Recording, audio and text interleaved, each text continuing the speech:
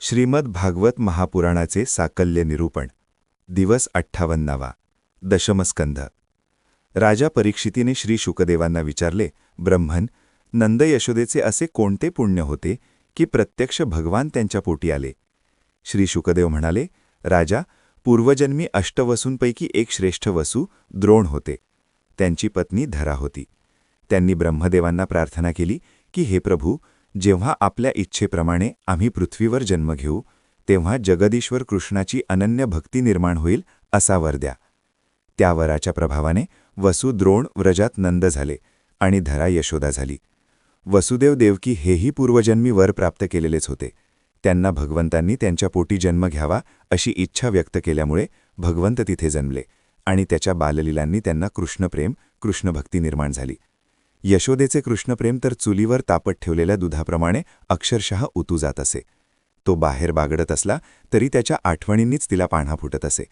तो केव्हा केव्हा येईल आणि मांडीवर बसून आ करील याचा तिला ध्यासच होता. एकदा ती घरात लोणी काढीत होती. त्यासाठी तिने रवी बांधली, डेऱ्यात टाकली. अंगावरचा पदर इकडे तिकडे उडू नये म्हणून कमरेला घट्ट बांधला. त्या रेशमी पदरावर एक घट्ट सुती कपडा घट्ट बांधला आणि रवी घुसळू लागली. हातातल्या बांगड्यांचा मधुर किणकिणाट होऊ लागला. कानातील मोत्यांची कर्णफुले एका संथ लयीत तिच्या गालावर झोके घेऊ लागली. घुसळण्याच्या श्रमाने चेहऱ्यावर कपाळावर दर्मबिंदू उठू लागले. केस किंचित विस्कटून गालावर कपाळावर रुळू लागले. काही तर तिथेच लोभसपणे चिकटून बसले.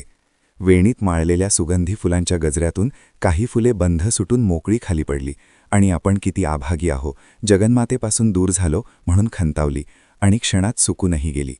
बंधन हे मायामोहाचे त्याज्यच आहे, परंतु भगवतचरणांचा जिथे अखंड वास आहे तेथून पडणे दुर्भाग्यच, असा तो सोहळा.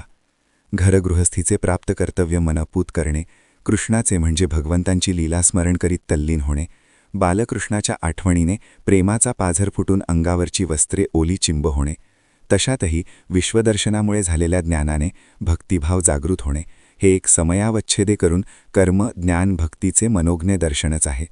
यशोदेमध्येच नाही तर यच्चायावत मातांच्या ठाई हे त्रिगुण दर्शन होऊ शकते. यशोदा मातेला पान्हा फुटला. बालकृष्ण धावत आला आणि मांडीवर बसला.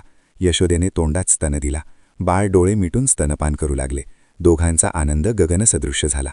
अधूनमधून कृष्ण मातेचे मुख निहाळत तिला होणाऱ्या आनंदाचा अंदाज लावित होता. माता यशोदा ही स्तनपान करताना बालभगवंतांचे मनोहारी रूप पाहत होती. त्याच्या कुरुळ्या केसातून हात फिरवित होती. दूध पितांना त्यांच्या क्षणाक्षणाला होणाऱ्या तृप्तीकडे पाहून आपल्याही जन्माची तृतार्थता तृप्ती झाल्याचे अनुभवत होती. असा किती वेळ गेला कोणाला कळलेच नाही. डेऱ्यात रवी तशीच पडली होती.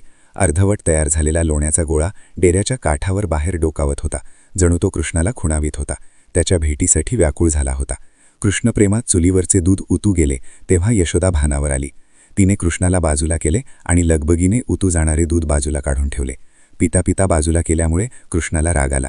त्याने बाजूचा एक खडा घेऊन शिंक्याकडे भिरकावला. दुधादह्याचे माठ फुटले. लोणी खाली सांडले. ते कृष्ण खाऊ लागला. तेवढ्यात तिथे वानरी व तिचं पिल्लं आली. त्यांनाही कृष्णाने लोणी दिले. यशोदा माठ फुटल्याचा आवाज ऐकून बाहेर आली. कृष्णाला शोधू लागली. कृष्णाला यशोदा मैयाची चाहूल लागताच तो बाजूलाच पालथ्या ठेवलेल्या उखळावर रडत बसला. यशोदा हातात छडी घेऊन आली हे पाहून कृष्णाने त्या उखळावरून टुणक्कन उडी मारली. सर्व संचारी सर्वव्यापक कृष्ण चंचल आहे. यशोदा माता स्थूल आहे.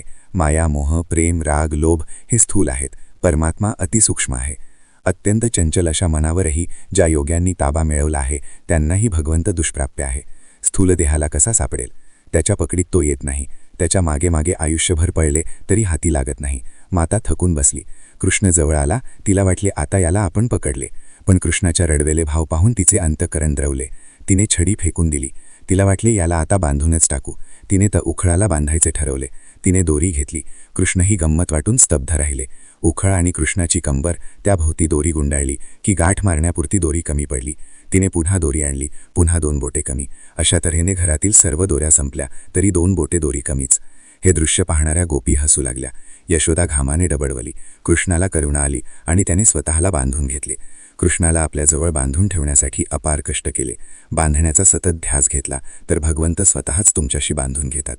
आईने कृष्णाला बांधले आणि ती इतर कामाला घरात निघून गेली. कृष्णाने इकडे तिकडे पाहिले. दारात 2 वृक्ष त्याला दिसले. एकाच मुळातून 2 वेगळ्या वृक्षांना पाहून त्या झाडाच्या मदतीने हे दोरखंड तोडावेत असा विचार केला. ते उखळ जोर लावून थोडे थोडे ओढीत त्या झाडांच्या बुंध्याजवळ आणले. बुंध्यांच्या फटीतून पलीकडे जाऊन ते जोरात ओढले. उखळ 2 झाडात अडकलेले ओढल्यावर दोर तुटेल आणि आपण सुटून जाऊ असा विचार देवांनी केला असावा. पण तो दोर तुटण्याऐवजी ती 2 झाडेच उन्मळून पडली. धाडकण आवाज झाला. सगळेच जण घाबरले. आईला भीती वाटली. मी बाळाला बांधले आहे, त्यामुळे त्याला स्वतःचा बचावही करता येणार नाही. चिंता करीत करीत ती धावतच प्रांगणात आली. त्या झाडातून 2 दिव्य पुरुष प्रकट झाले. कृष्णाला त्यांनी नमस्कार केला आणि म्हणाले, आम्ही दोघे कुबेराचे पुत्र नलकुबेर आणि मणिग्रीव आहोत. गेली 100 वर्षे आम्ही यमलार्जन या नावाने अर्जुनाचे जोडवृक्ष होऊन आपल्या दर्शनासाठी, पादस्पर्शासाठी आतुर होतो. आज तो सुदिन प्राप्त झाला. आमचे सार्थक झाले. पूर्वजन्मात हे कुबेरपुत्र होते.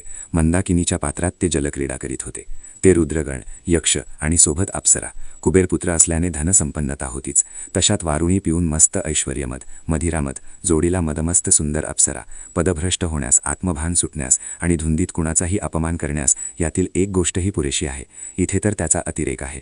समोरून महर्षी नारद येत आहेत, तरी हे मस्तीत दंग. नग्न अप्सरा लाजल्या. त्यांनी चटकन वस्त्रे परिधान केली. हे दोघे मात्र उद्धटासारखे उभेच, जणू वृक्षच. नारदांनी शाप दिला. असतः श्रीमदांधस्य दारिद्र्यं परमांजनम आत्मोपम्येन भूतानी दारिद्र्यः परमीक्षते. त्यामुळे हे वृक्ष होऊन पडले. त्यांच्याच उशापाने, भगवंताच्या पदस्पर्शाने त्यांचा उद्धार झाला आणि ते दोघे स्वलोकात गेले. त्यानंतर वृंदावनात बकासूर, अधासूर यांचाही लीलयावध केला.